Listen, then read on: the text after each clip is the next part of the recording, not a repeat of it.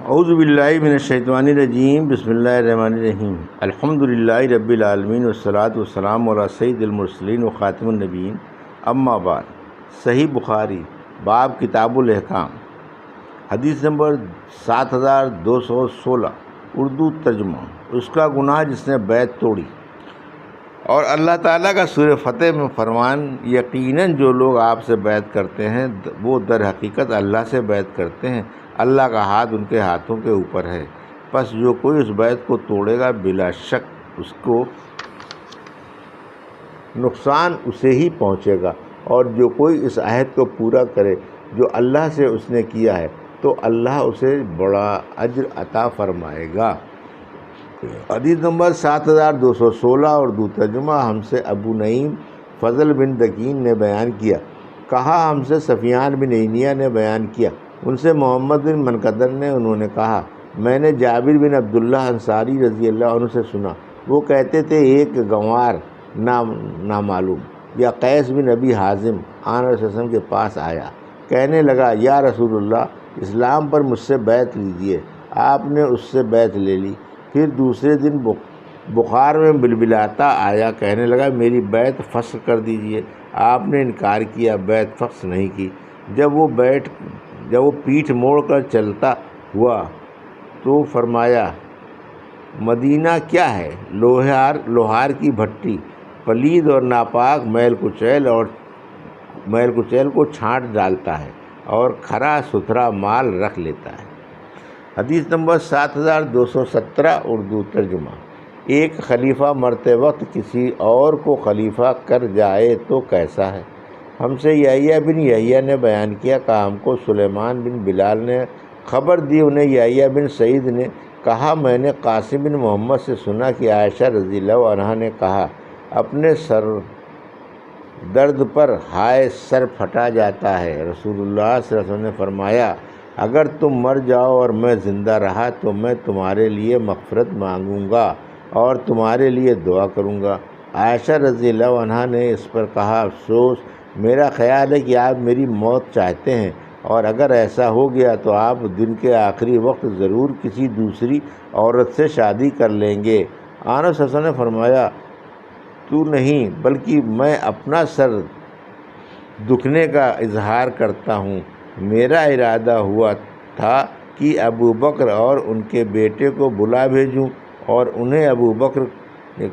انہیں خلیفہ بنا دوں تاکہ اس پر کسی دعویٰ کرنے والے یا اس کی خواہش رکھنے والے کے لیے کوئی گنجائش نہ رہے۔ لیکن پھر میں نے سوچا کہ اللہ خود کسی دوسرے کو خلیفہ نہیں ہونے دے گا اور مسلمان بھی اسے دفع کریں گے، یا آپ نے اس طرح فرمایا کہ اللہ دفع کرے گا اور مسلمان کسی اور کو خلیفہ نہ ہونے دیں گے۔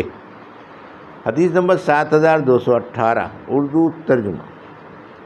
ہم سے محمد بن یوسف فریابی نے بیان کیا، کہا ہم کو سفیان سوری نے خبر دی، انہیں حشام بن عروہ نے، انہیں ان کے والد نے، اور ان سے عبداللہ بن عمر رضی اللہ عنہ نے بیان کیا کہ حضرت عمر رضی اللہ عنہ جب زخمی ہوئے تو ان سے کہا گیا کہ آپ اپنا خلیفہ کسی کو کیوں نہیں منتخب کر دیتے؟ آپ نے فرمایا کہ اگر کسی کو خلیفہ منتخب کرتا ہوں تو اس کی بھی مثال ہے، اس شخص نے اپنا خلیفہ منتخب کیا تھا جو مجھ سے بہتر تھے، یعنی ابو بکر رضی اللہ عنہ، اور اگر میں اسے مسلمانوں کی رائے پر چھوڑتا ہوں تو اس کی بھی مثال موجود ہے کہ اس بزرگ نے خلیفہ کا انتخاب مسلمانوں کے لیے چھوڑ دیا تھا جو مجھ سے بہتر تھے، یعنی رسول کریم صلی اللہ علیہ وسلم۔ پھر لوگوں نے آپ کی تعریف کی، پھر انہوں نے کہا کہ کوئی تو دل سے میری تعریف کرتا ہے، کوئی ڈر کر۔ اب میں تو یہی غنیمت سمجھتا ہوں کہ خلافت کی ذمہ داریوں میں اللہ کے ہاں برابر ہی چھوٹ جاؤں، نہ مجھے کچھ ثواب ملے اور نہ کوئی عذاب۔ میں نے خلافت کا بوجھ اپنی زندگی بھر اٹھایا، اب مرنے پر میں اس بار کو نہیں اٹھاؤں گا۔ حدیث نمبر 7219، اردو ترجمہ۔ ہم سے ابراہیم بن موسیٰ نے بیان کیا، کہا ہم کو حشام نے خبر دی، انہیں معمر نے، انہیں زہری نے، اور انہیں انس بن مالک رضی اللہ عنہ نے خبر دی کہ انہوں نے عمر رضی اللہ عنہ کا دوسرا خطبہ سنا جب آپ ممبر پر بیٹھے ہوئے تھے۔ یہ واقعہ رسول اللہ صلی اللہ علیہ وسلم کی وفات کے دوسرے دن کا ہے۔ انہوں نے کلمہ شہادت پڑھا۔ حضرت ابوبکر رضی اللہ عنہ خاموش تھے اور کچھ نہیں بول رہے تھے۔ پھر کہا، مجھے امید تھی کہ آنس صلی اللہ علیہ وسلم زندہ رہیں گے اور ہمارے کاموں کی تدبیر و انتظام کرتے رہیں گے۔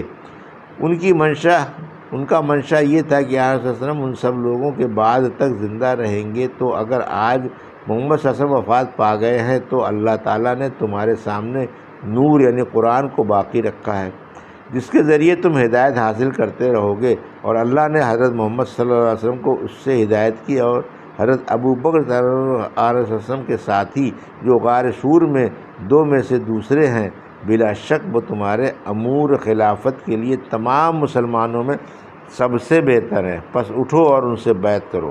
ایک جماعت ان سے پہلے ہی سقیفہ بنی سعدہ میں بیعت کر چکی تھی۔ پھر عام لوگوں نے ممبر پر بیعت کی۔ زہری نے بیان کیا، ان سے انس بن مالک رضی اللہ عنہ نے، انہوں نے عمر رضی اللہ عنہ سے سنا کہ وہ حضرت ابوبکر رضی اللہ عنہ سے اس دن کہہ رہے تھے، ممبر پر چڑھائیے، چنانچہ وہ اس کا برابر اصرار کرتے رہے، یہاں تک کہ ابوبکر رضی اللہ عنہ ممبر پر چڑھ گئے اور سب لوگوں نے آپ سے بیعت کی۔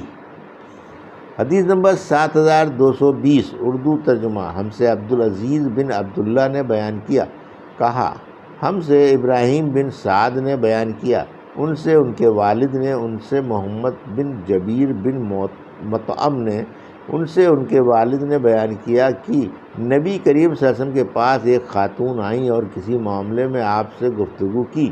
پھر آن صلی اللہ علیہ وسلم نے ان سے کہا کہ وہ دوبارہ آپ کے پاس آئیں۔ انہوں نے عرض کیا، یا رسول اللہ، اگر میں آؤں اور آپ کو نہ پاؤں تو پھر آپ کیا فرماتے ہیں؟ جیسے ان کا اشارہ وفات کی طرف ہو۔ آن صلی اللہ علیہ وسلم نے فرمایا کہ اگر مجھے نہ پاؤ تو ابوبکر رضی اللہ عنہ کے پاس آنا۔ حدیث نمبر 7221 اردو ترجمہ۔ ہم سے مسدد نے بیان کیا، کہا ہم سے یحییٰ نے بیان کیا، ان سے سفیان نے، ان سے قیس بن مسلم نے، ان سے طارق بن شہاب نے کہ ابوبکر رضی اللہ عنہ نے قبائل بزاخہ کے وفد سے جو آن صلی اللہ علیہ وسلم کی وفات کے بعد مرتد ہو گیا تھا اور اب معافی کے لیے آیا تھا، فرمایا کہ اونٹوں کی دموں کے پیچھے پیچھے جنگلوں میں گھومتے رہو، یہاں تک کہ اللہ تعالیٰ اپنے نبی صلی اللہ علیہ وسلم کے خلیفہ اور مہاجرین کو کوئی امر بتلا دے جس کی وجہ سے تمہارا قصور معاف کر دیں۔ حدیث نمبر 7222 اور 7223 اردو ترجمہ۔ ہم سے محمد بن مسنہ نے بیان کیا، کہا ہم سے غنزر محمد بن جعفر نے بیان کیا، کہا ہم سے شعبہ بن حجاج نے بیان کیا، ان سے عبد الملک بن عمیر نے، انہوں نے جابر بن سمرہ رضی اللہ عنہ سے سنا، کہا کہ میں نے نبی کریم صلی اللہ علیہ وسلم سے سنا، آپ نے فرمایا کہ میری امت میں 12 امیر ہوں گے۔ پھر آپ نے کوئی ایسی ایک بات فرمائی جو میں نے نہیں سنی۔ بعد میں میرے والد نے بتایا کہ آپ نے یہ فرمایا کہ وہ سب کے سب قریش خاندان سے ہوں گے۔ حدیث نمبر 7224 اردو ترجمہ۔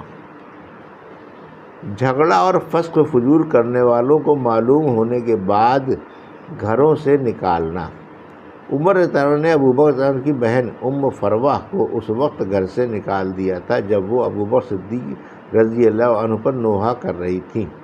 ہم سے اسماعیل بن ابی اویس نے بیان کیا، کہا مجھ سے امام مالک نے بیان کیا، ان سے ابو زناد نے، ان سے عارض نے اور ان سے ابو ہریرہ رضی اللہ عنہ نے کہ رسول اللہ صلی اللہ علیہ وسلم نے فرمایا، اس ذات کی قسم جس کے ہاتھ میں میری جان ہے، میرا ارادہ ہوا کہ میں لکڑیوں کے جمع کرنے کا حکم دوں، پھر نماز کے لیے اذان دینے کا، پھر کسی سے کہوں کہ وہ لوگوں کو نماز پڑھائے اور میں اس کے بجائے ان لوگوں کے پاس جاؤں جو جماعت میں شریک نہیں ہوتے اور انہیں ان کے گھروں سمیت جلا دوں۔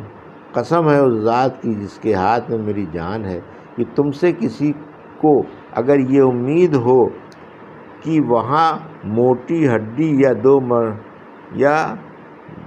دو مرماتا ہسنا بکری کے کھر کے درمیان کا گوشت ملے گا تو وہ ضرور نماز عشاء میں شریک ہو۔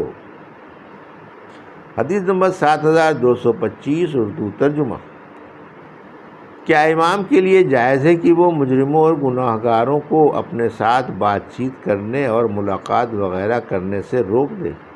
ہم سے یحییٰ بن بکیر نے بیان کیا، کہا ہم سے لیث نے بیان کیا، ان سے عقیل نے، ان سے ابن شہاب نے، ان سے عبد الرحمن بن عبداللہ بن کعب بن مالک نے کہ عبداللہ بن کعب بن مالک رضی اللہ عنہ کے نابینا ہو جانے کے زمانے میں ان کے سب لڑکوں میں یہی راستے میں ان کے ساتھ چلتے تھے، نے بیان کیا کہ میں نے کعب بن مالک رضی اللہ عنہ سے سنا، انہوں نے کہا کہ جب وہ غزوہ تبوک میں رسول اللہ صلی اللہ علیہ وسلم کے ساتھ نہیں جا سکے تھے، پھر انہوں نے اپنا پورا واقعہ بیان کیا اور رسول اللہ علیہ وسلم نے مسلمانوں کو ہم سے گفتگو کرنے سے روک دیا تھا، تو ہم 50 دن اس حالت میں رہے، پھر رسول اللہ صلی اللہ علیہ وسلم نے اعلان کیا کہ اللہ نے ہماری توبہ قبول کر لی ہے۔ یہ تھی صحیح بخاری باب کتاب الاحکام کی حدیث نمبر 7216 سے 7225 کا اردو ترجمہ، جو بھی آپ نے سماعت فرمایا۔ اللہ سے دعا ہے کہ اللہ میں حدیثوں کی صحیح سمجھ عطا فرما اور ان پر عمل کرنے کی توفیق عطا فرما، آمین یا رب العالمین۔